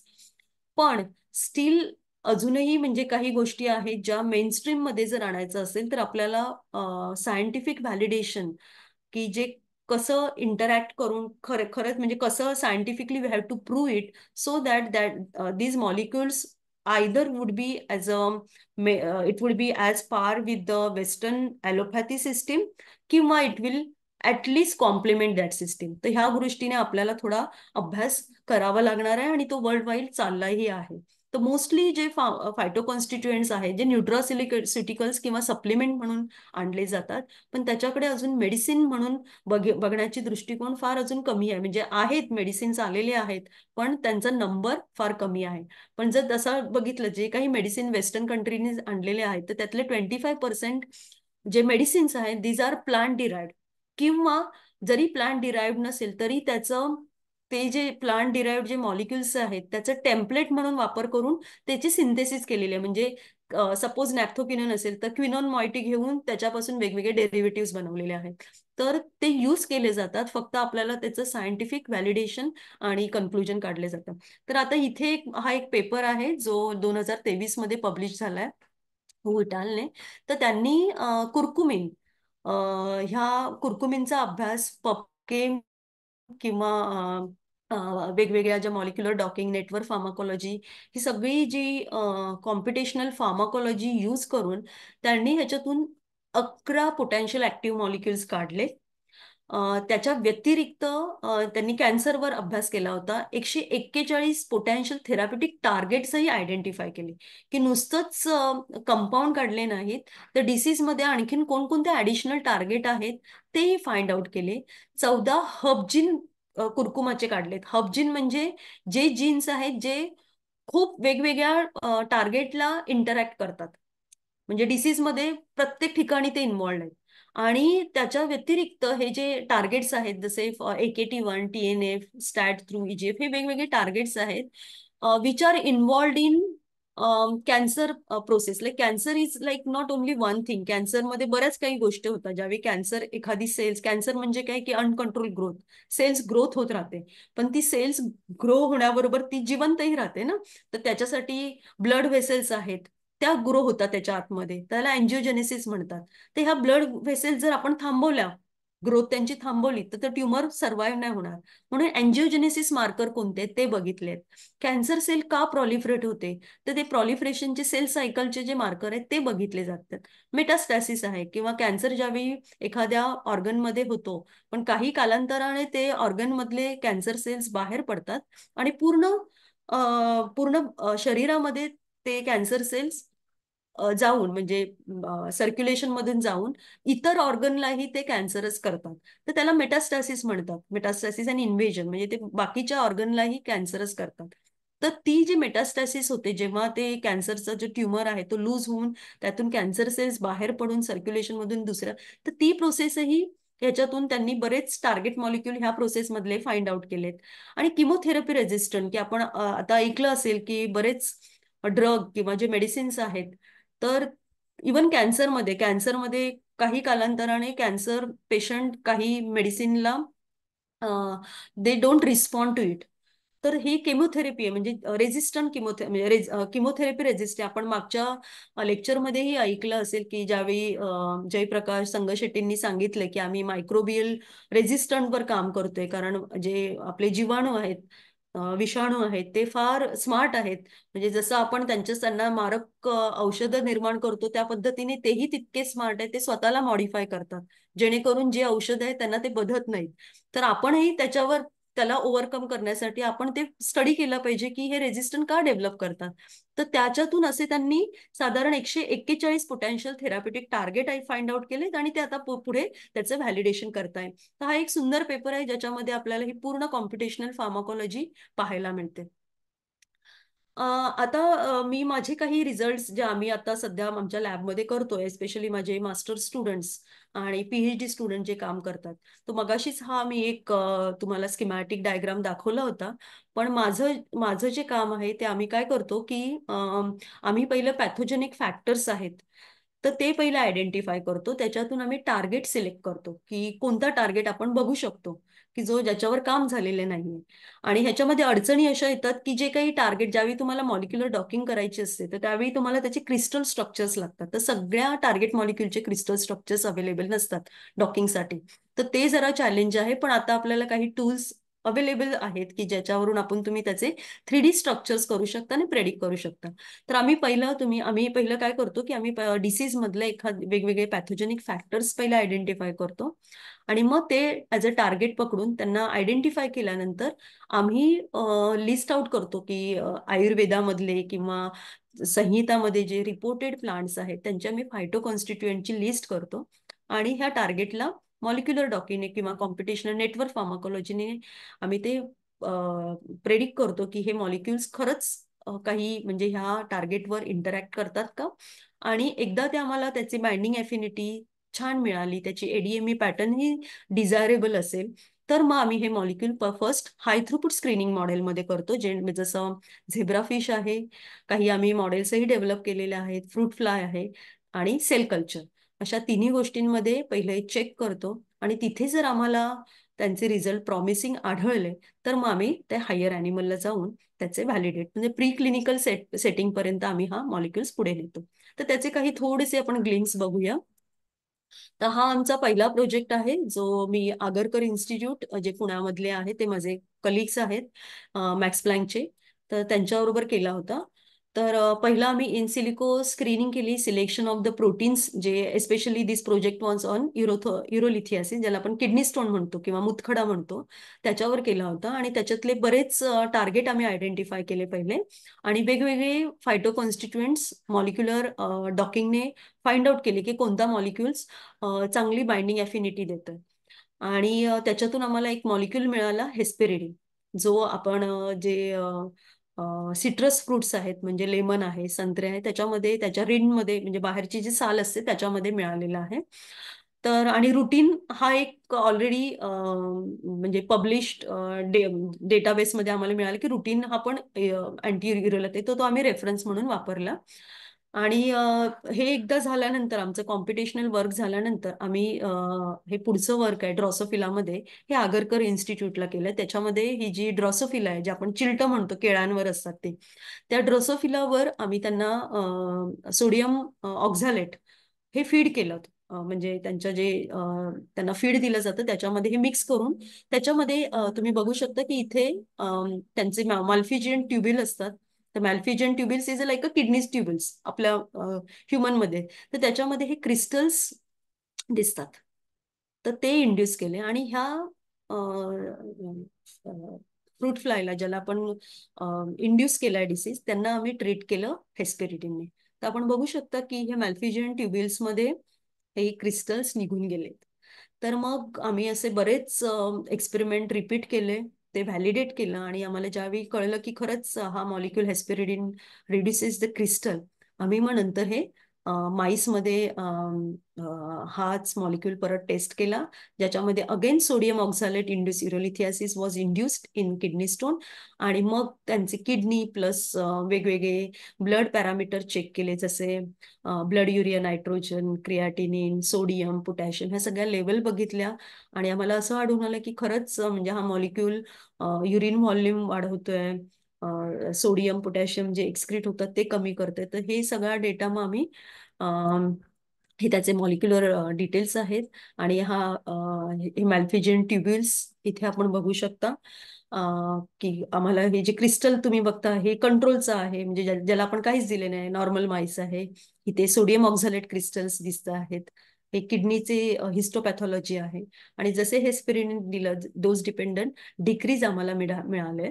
आणि हा डेटा आम्ही आत्ताच रिसेंटली पब्लिश केलाय, from computational prediction to experimental validation, hesperidin anti urolithic activity in sodium oxalate induce urolithiasis model in fruit flies आणि माईस. तर हे माझे कलिग्स आहेत आणि आम्ही हा पेपर आत्ताच पब्लिश केलेला आहे. दुसरं आहे, मी जसं म्हटलं की आम्ही हिप्नॉसिस म्हणजे एस्पेशली सिडेशन, रिलॅक्सेशन, तर त्याच्यावरही काम केलं आहे, ज्याच्यात बेन्झाईल बेन्झोएट हा जो मॉलिक्यूल आहे तो आम्ही पहिला गाबा रिसेप्टर, हा रिसेप्टर ऍक्च्युली सिडेशन आणि हिप्नॉसिसमध्ये फार गरजेचा असतो. ज्यावेळी हा ओपन होतो, it is a ion channel, ज्यावेळी तो ओपन होतो त्यावेळी क्लोराईड चॅनल क्लोराईड आयन्स आतमध्ये जातात आणि झोप येते, म्हणजे माणसाला झोप येते.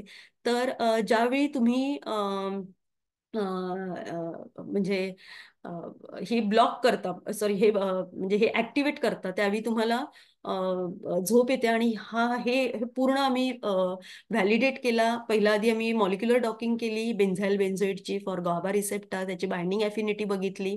डायझेपम साईटला, डायझेपम आपल्या सगळ्यांना माहीत असेल, डायझेपम स्लीपिंग म्हणजे स्लीप इंड्युसर आहे, तो दिला जातो, इवन कन्व्हर्जनसाठी दिला जातो. तर त्याच्याशी आम्ही कम्पेअर केला आणि आम्ही हे परत मग मॉलिक्युलर डॉकिंगनी केल्यानंतर आम्ही ॲनिमलमध्ये हा चेक केला. तर ह्याचे हे रिझल्ट्स आहेत. हा कंट्रोल ॲनिमल हा डायझेपम आहे. पण आमचा जो बेन्झाईल बेन्झोएट आहे त्याने लोकोमीटर ऍक्टिव्हिटी, म्हणजे जी माईसला दिल्यानंतर त्याची हालचाल फार कमी झाली आणि ऑलमोस्ट तो 20 ते 25 मिनिटं झोपून गेला, which is comparable to diazepam. Okay, तर ह्याचा आम्ही पेटंटही फाईल केलेला आहे last year. Formulation of benzyl benzoate for sedative hypnotic. आणखीन एक दुसरं एक मॉलिक्यूल मिळाले, त्याचंही आम्ही पेटंट केलेलं आहे. कमिंग टू द नेक्स्ट, आता लास्ट 2-3 स्लाइड्स आहेत ज्याच्यावर आम्ही इथे अल्झायमर ऍक्टिव्हिटी झेब्राफिश मध्ये करतोय आहे. पहिलं मॉलिक्युलर डॉकिंगने जे मी तुम्हाला फर्स्ट दाखवलं होतं की ज्याच्यामध्ये आम्ही डोनेपिझिल चे मॉलिक्युलर डॉकिंग बघितली आणि आमचा कंपाऊंड पण त्याच पॉकेटमध्ये बसतोय का ते बघितलं. आणि मग हे मॉलिक्युल आम्ही झेब्राफिश मध्ये व्हॅलिडेट करतोय. तर इथे बघू शकता कंट्रोल अॅनिमल हे मेझेस आहेत. मेझेस म्हणजे ज्याच्यामध्ये तुम्ही वेगवेगळे मेझेस बनवून अॅनिमलला सोडता आणि अॅनिमल फिरतो. तर इथे कंट्रोलमध्ये बघितलं तर कंट्रोल अॅनिमल्स खूप फिरलाय, हे त्याचं ट्रॅकिंग आहे. पण तेच जर तुम्ही स्कोपोलामिन दिला तर तो अॅनिमल विसरतो की हा टँकमध्ये जायचंय. मग आम्ही ह्याच स्कोपोलामिन इंड्यूस काय म्हणू शकतो, कॉग्निशन इम्पेअरमेंट म्हणजे अमनेझिया किंवा विसरणं हे इंड्यूस केल्यानंतर त्यांना आम्ही ट्रीट केलं आमच्या कंपाऊंडने किंवा एक्स्ट्रॅक्टने. तर आम्हाला असं आढळून आलं की ते परत त्यांची कॉग्निशन रिपेअर होतं आणि they give the result like a control. ते हे वर्क सध्या ऑनगोईंग आहे. दुसरं आहे, आम्ही अँटी डायबिटिक पण बघतोय. Especially I am looking for various transcription factor which are involved in regeneration of beta cells. त्याच्यावर अल्झायमर सॉरी अँटी डायबिटिक झेब्राफिशमध्ये आम्ही हे टेस्ट करतोय. तर त्याचंही काम चालू आहे आणि I hope like in near future we will complete this work and we will have better publication and patent on this. So last thing I just mention meta analysis. So meta analysis हे काय आहे की आतापर्यंत आपण बघितलं की जे drug discovery आणि डेव्हलपमेंट आहे, त्याच्यामध्ये एकदा प्री क्लिनिकलमध्ये जर तुम्हाला प्रॉमिसिंग रिझल्ट्स आले तर तुम्ही क्लिनिकल ट्रायल्स करता. पण आपण ज्यावेळी एखादा मॉलिक्युल्स मार्केटमध्ये आणतो तर त्याचे क्लिनिकल ट्रायल्स वेगवेगळ्या साईट्सवर वेगवेगळ्या लोकेशन्सवर होतात आणि प्रत्येक जण आपापला डेटा पब्लिश करतो. पण ज्यावेळी हा सगळा डेटा तुम्ही क्युम्युलेटिव्ह कंपाईल करता आणि त्याचं काही तुम्ही स्टॅटिस्टिक अप्लाय करता आणि त्याच्यातून जे काही तुम्हाला रिझल्ट्स मिळतात, those are more stronger than the individual single study. तर स्टॅटिस्टिकली स्ट्रॉंगर मिळतात. तर Meta analysis is subset of systemic reviews. आणि हे जे मेटा अनालिसिस आहे, where you just combine the pertinent qualitative as well as quantitative study data from clinical trials and then you make a conclusion which has a more statistical power. तर त्याचाही आम्ही काही data केलेला आहे कोविड-19 मध्ये. तर especially आपल्याला माहिती आहे कोविड-19चं जे व्हायरस आहे तो अँजिओटेन्सिन कन्व्हर्टिंग एन्झाईम 2 ह्याला बाइंड होतो. तर आम्ही बघितलं की असं आढळलं होतं की जे पेशंट आहे ज्यांना कोमॉर्बिडिटी आहे, म्हणजे डायबिटीज आहे, कार्डिओव्हॅस्क्युलर आहे, त्या पेशंटमध्ये हा व्हायरस पटकन, म्हणजे त्यांना पटकन हे डिसीज होतात, कोविड होतो. तर आम्ही म्हटलं की आपण ह्याचं एक्सप्रेशन बघूया वेगवेगळ्या डिसीजमध्ये. त्याचा हा पेपर आणि आम्हाला असं आढळून आलं की सगळ्याच ह्याच्यामध्ये नाही, पण काही एस्पेशली कार्डिओव्हॅस्क्युलर पेशंट किंवा पेशंट्स विथ व्हायरल डिसीज किंवा सार्स पेशंट, ह्याच्यामध्ये हा ACE2 ची लेवल हाय आहे कम्पेअर टू अदर डिसीज. तो हा एक आम्ही मेटा अनालिसिस केलेला होता. रिसेंटली माझं एक PhD स्टुडंट आहे विथ सिरम इन्स्टिट्यूट. आम्ही BCG वॅक्सिनचं डायबिटीजमध्ये काम चालू आहे आणि त्याचा एक आम्ही पहिला मेटा अनालिसिस डेव्हलप केला की जगभर BCG वॅक्सिनचं डायबिटीजसाठी काय स्टडी झालं आणि त्याच्यातून आम्हाला असं आढळलं की BCG जी स्टडी आहे ते एस्पेशली टाईप 1 डायबिटीजमध्ये ते H1B1 जी लेवल आहे ती कमी करते. आणि त्याचा आम्ही डेटा बघितला. आता आम्ही आमचे एक्सपेरिमेंट प्रीक्लिनिकल टेस्टिंग जे आहे BCGची, त्या पद्धतीने आम्ही आमचे मॉडेल डेव्हलप करतोय आणि त्याच्यावर काम चालू आहे. तो this is all about for today's lecture. And at the end, I would like to thank Marathi Vidnyan परिषद की ज्यांनी मला हे प्लॅटफॉर्म अवेलेबल करून दिलं, माझं वर्क आणि जगभरात काय चाललं आहे as far as drug discovery is concern. तो I am very thankful to Marathi Vidnyan Parishad, माझी institute Shrimati Kashibai Navale college of pharmacy, माझे master of pharmacy student, PhD scholars आणि माझे collaborators Agarkar institute, Savitribai Phule Pune university. Thank you very much. आणि आता काही क्वेश्चन्स असेल तर आपण त्याच्यावर डिस्कशन करूया. Thank you very much. धन्यवाद धन्यवाद. मला वाटतं 2-3 लोकांकडनं प्रश्न आहेत. पहिल्यांदी विनय रर, तुम्ही तुमचा प्रश्न विचारा. त्यांचा प्रश्न असा आहे मॅडम, बोला सर. केवळ 20 रसायनांपासून म्हणजे अमिनो अम्लापासून हम्म. मनुष्याच्या शरीरात प्रथिने तयार होतात. हम्म. तर कृत्रिम बुद्धिमत्ता वापरून त्याच्या संयोगाने बनणारे कोणते रेणू प्रथिने असतील आणि कोणते रेणू नसतील हे माहिती करून घेता येईल का? हो सर. आता जर आपल्याला म्हणजे प्रॅक्टिकली वेट लॅबमध्ये जर करायचं नसेल तर बरेचसे डेटाबेसेस आहेत ज्याच्यामध्ये आता त्यांनी म्हटलं की अमिनो ऍसिड्स जे आपण म्हणतो ते अमिनो ऍसिड्स टू mRNA, रेणू किंवा अणू म्हणतात ते. तर हा ते त्याचा डेटाबेसेस अवेलेबल आहेत. आणि पर्सिस्टंट सिस्टीम जे आहे पुण्यामध्ये किंवा ते ह्या गोष्टीवर काम करत आहेत. त्याच्यामध्ये ते फाइंड आउट करतायत की हे रेणू किंवा रेणू आहेत किंवा हे जे प्रथिने आहेत त्याचं पॅटर्न काय आहे वेगवेगळ्या कॅन्सरमध्ये, की कोणता mRNA जास्त एक्सप्रेस होतोय किंवा काय होतं त्या ह्याच्यावर म्हणजे डेटाबेसेस अवेलेबल आहेत. पण आपल्याला काय करायचं हे ठरवून आपल्याला त्या गोष्टीकडे म्हणजे वळावं लागेल किंवा बघावं लागेल की काय काय गोष्टी केलेल्या आहेत. तर बरंच काम चाललेलं आहे. म्हणजे 2003 पासून जिनोम प्रोजेक्ट जसा क्रॅक झालाय किंवा कम्प्लीट झालाय तेव्हापासून ह्या दृष्टिकोनातून जगभर खूप काम चालू आहे सर. बर बर. दुसरा त्यांचा प्रश्न आहे, निळ्या रक्ताचे हॉर्स शू खेकड्याचे रक्त वापरून ड्रग चाचणी करतात, ती कशी करतात? हा सर, ही जी हॉर्शू जे आहे ही टेक्निक आहे. हा. तर त्याचे जे मॉलिक्युल्स आहेत ते वापरले जातात सर. बर बर बर बर. हा. ठीक आहे. ही ऐसे टेक्निक आहे टू सी द म्हणजे ॲज सच खेकड्याचं रक्त वापरलं जात नाही तर त्याच्यातला तो एक मॉलिक्युल्स आहे तो वापरला जातो सर. बर बर. दुसरं संदीप सराफांचा प्रश्न आहे की निर्व्यसनी व्यक्तीला सुद्धा कॅन्सर आढळून येतो, तर त्याची कारणं काय असतात? हा सर, असं काही गरजेचं नाही आहे की कॅन्सर फक्त व्यसन असेल तरच होतो. हा हा. कारण पण त्याला रिझन आहे, प्रत्येक गोष्टीला असं रिझन आहे. आता म्हणजे आम्ही बरेच ज्यावेळी 10 वर्ष आम्ही मॅक्स प्लॅंकमध्ये होतो तिथेही कॅन्सर पेशंट बघितलेत जे निर्व्यसनी आहेत, त्यांनाही कॅन्सर झालेलं आहे. पण असं होत नाही की विदाउट रिझन समथिंग हॅपन्स, काहीतरी कारण असतं. तर आता काही पेशंट असे असतात की त्यांचं occupational hazard in the sense जर एखादा म्हणजे असेही पेशंट बघितलेले आहेत की जे वर्षानुवर्ष म्हणजे जे फॅक्टरीज आहेत जिथे मायनिंगचं काम चालतं आणि जर व्यवस्थित प्रोटेक्शन नसेल तर अशा निर्व्यसनी व्यक्ती पण त्यांना कॅन्सर झालाय. तर असं आढळून आलं की ते मायनिंगमध्ये जे काही कॅडमियम जे काही हे ट्रेस मॉलिक्युल्स म्हणजे हे आहेत काय म्हणू शकतो मेटल्स आहेत ते हा. इनहेल केल्यामुळे कॅन्सर झालेलं आहे. तर असं कधीच होत नाही की विदाउट रिझन समथिंग हॅपन्स. तर प्रत्येक गोष्टीला शोधून काढावं लागतं की काय रिझन असू शकतं की ज्याच्यामुळे काही लोकांना कॅन्सर निर्व्यसनी आहेत पण ब्रेस्ट कॅन्सर फॅक्ट म्हणजे घरातही काही हेरिडिटरी रिझन्स नाही आहेत तरी देखील काही गोष्टी उद्भवतात.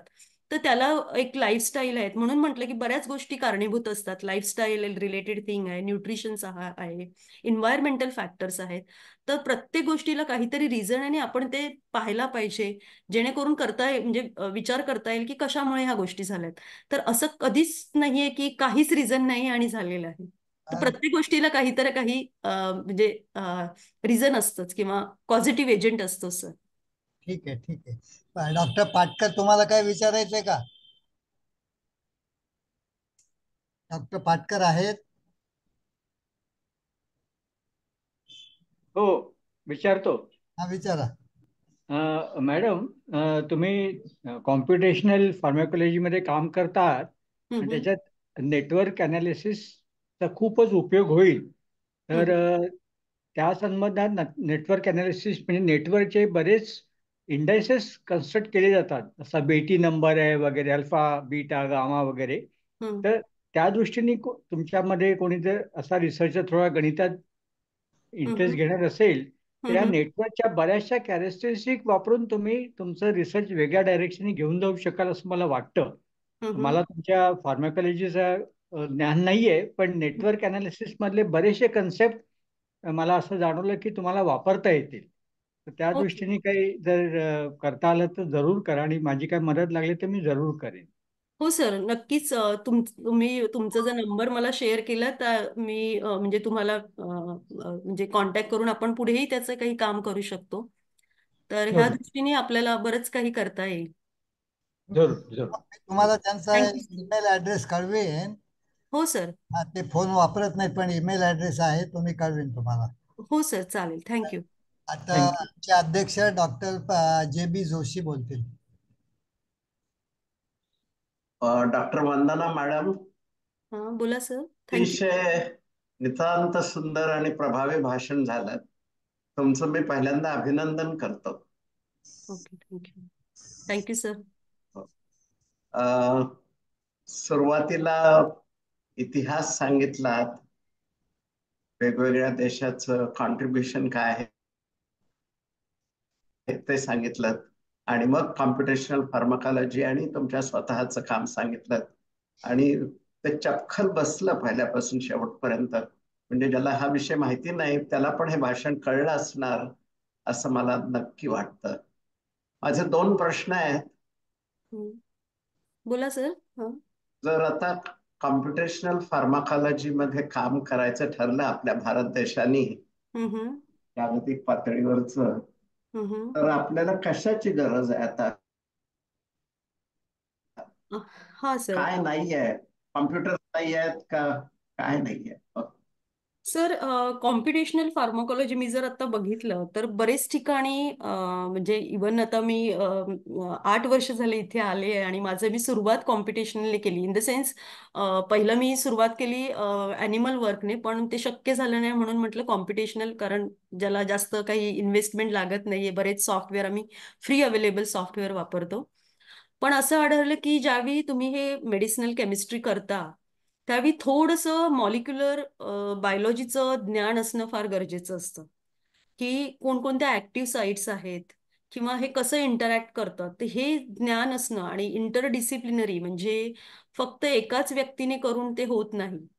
तर मला असं वाटतं की वेगवेगळे लोक एकत्र येऊन थोडंसं ब्रेनस्टॉर्मिंग करून आपल्याला ते म्हणजे इंटरडिसिप्लिनरी अप्रोच घेऊन, आता AI पण येते सर, आर्टिफिशियल इंटेलिजन्स, तर त्याचाही बराच उपयोग होऊ शकतो आणि बऱ्याच गोष्टी फास्ट होऊ शकतात. आपल्याकडे खूप नॉलेज आहे, म्हणजे आपल्याकडे एवढा डेटाबेस आहे आयुर्वेदाचा, पण ते म्हणजे एखादं बरोबर. तर ते ह्या गोष्टी आपल्याला first of all interdisciplinary approach केला पाहिजे, कोलॅबरेट केले पाहिजेत आणि हे जे काही टूल्स आहेत एस्पेशली कॉम्पिटिशनलला, ते पूर्णपणे वापरता आले पाहिजेत. तर ते ह्या 3 गोष्टी आपण जर करू शकलो तर म्हणजे इवन मिनिस्ट्री ऑफ आयुष पण बरंच काम करते. मी त्यांच्या आमच्या इथे SPPU मध्ये भूषण पटवर्धन सर आहेत, त्यांच्या ग्रुपशी कोलॅबरेटर, म्हणजे ते पण माझे कोलॅबरेटर आहेत, त्यांच्याबरोबरही काम चालू आहे. तर होपफुली आम्हाला म्हणजे असं प्रत्येकानेच केलं पाहिजे, प्रत्येक इन्स्टिट्यूटने, आणि तर मग नक्कीच होऊ शकतं सर. म्हणजे छान टीम्स व्हायला पाहिजेत, हो, आणि हो तशी सर. वातावरण निर्मिती करून चांगली देवघेव होणं, एकमेकांचा आदर करणं, प्रत्येकाच्या डेटाचा, हो असे सर. वातावरण निर्मिती झाली तर बाकी सगळं आहे आपल्याकडे. चांगली माणसं आहेत, चांगले विद्यार्थी आहेत, हो सर. कॉम्प्युटेशनल पॉवर आहे. तर आपण हे सगळ्यांनी एकत्र येऊन, जो काही भारतीय संस्कृतीचा एक बारीकसा दोष आहे की आपण एकत्र येऊ शकत नाही, तेवढं झालं हो की सर. चांगलं होणार आहे असं मी म्हणू शकतो. हो सर. आता हे सगळं कळलं, आणि त्याच्या औषधाची बाजारपेठ तर भरपूरच आहे मोठी जगातली, हम्म, हम्म. आणि त्या बाजारपेठेपैकी आपण खूपच कमी काबीज करू शकलो. त्यामुळे आपण जरी श्रीमंत असलो आयुर्वेदिक मेडिसिनच्या दृष्टीने, तर जागतिक बाजारपेठेत काही नाही आपलं हो सर, एवढं. बरोबर. तर त्या दिशेनं काही तुम्हाला कॉमेंट करायला आवडेल का? हो सर, कारण तसं बघायला गेलं तर इवन आय टी मध्ये पण आपण म्हणतो की आपण भारत देश आपला आय टी हब आहे. पण तसं बघायला गेलं तर जे काही सॉफ्टवेअर आहेत ते सगळे वेस्टर्न कंट्रीजने आणलेले आहेत. आणि हे फॅक्ट आहे. त्याला बरीच कारणं आहेत की आपण भारतीय फार म्हणजे उदासीन आहोत कोणत्याही गोष्टीत. तर मला असं वाटतं की ही जी नेक्स्ट जनरेशन आहे त्यांना थोडं गिअर अप केलं पाहिजे की थोडं पॅशनने काम करा. जे काही कराल ते इथिकल प्रॅक्टिसेसने करा. जस्ट पब्लिकेशन करायचेत म्हणून करू नका. कारण काय होतं की ह्या धावपळीत आपण फक्त पब्लिकेशन करायचे म्हणून काहीतरी करतात आणि पब्लिश करतात आणि स्वतःची पोझिशन बघाल. तर ह्या सगळ्या गोष्टी आहेत त्या बाहेर ठेवून म्हणजे पॅशनने काम करून खरंच आपल्याला काहीतरी आयुष्यात ऍट द एंड आपल्याला काहीतरी सोसायटीसाठी दिलं पाहिजे ह्या उद्देशाने काम करून जर काही केलं तर मला वाटत नाही की आणि आता चाललेलं आहे बरेच कंपनी स्टार्टअप्स आलेले आहेत जे ह्या दृष्टीनेही कामं करतायत आणि मीही त्यांच्याशी काही कनेक्टमध्ये आहेत. तर मला वाटत म्हणजे विदिन मला वाटेल डाऊन द लाईन 10 वर्षात वी विल बी म्हणजे as far as medicine is concern we will be one of the leading country in this scenario. जसं बघितलं चायना आणि इंडियाच आता प्लांटवर जास्त काम करत आहेत आणि थोडीशी चायना पुढे आहे पण हो, आपल्याला पण त्या दृष्टीने काम केलं पाहिजे असं मला वाटतं. आणि गव्हर्नमेंट त्या दृष्टीने इनिशिएटिव्ह घेतलेत म्हणजे आयुष मिनिस्ट्री ऑफ एज्युकेशन त्यांनीही त्या दृष्टीने पावलं सुरू म्हणजे टाकलेली आहेत. तर मला वाटते इन नियर फ्युचर आपण म्हणजे ह्या गोष्टी म्हणजे बऱ्याच मेडिसिन आपण बाजारपेठेत आणू शकतो. छान छान. मी परत एकदा अभिनंदन करतो तुमचं आणि तुमच्या कार्याला खूप खूप शुभेच्छा देतो. Thank you sir, thanks a lot. धन्यवाद जोशी सर. धन्यवाद सर. हं. हा. तर आजचं भाषण चांगलं झालं. तुम्ही जरी मराठी आणि इंग्रजी दोन्ही भाषांचा आश्रय घेतला तर देखील ते सहज समजण्यासारखं होतं. आणि आजच्या भाषणाला मला मुद्दाम उल्लेख करायला पाहिजे की निपाणीहून बाबासाहेब मगदूम आलेले होते भाषण ऐकायला. पुण्याहून विनय रर होते. मुंबईचे संदीप सराफ होते. तेव्हा या सर्व ठिकाणी आमचे मराठी विज्ञान परिषदेचे विभाग आहेत.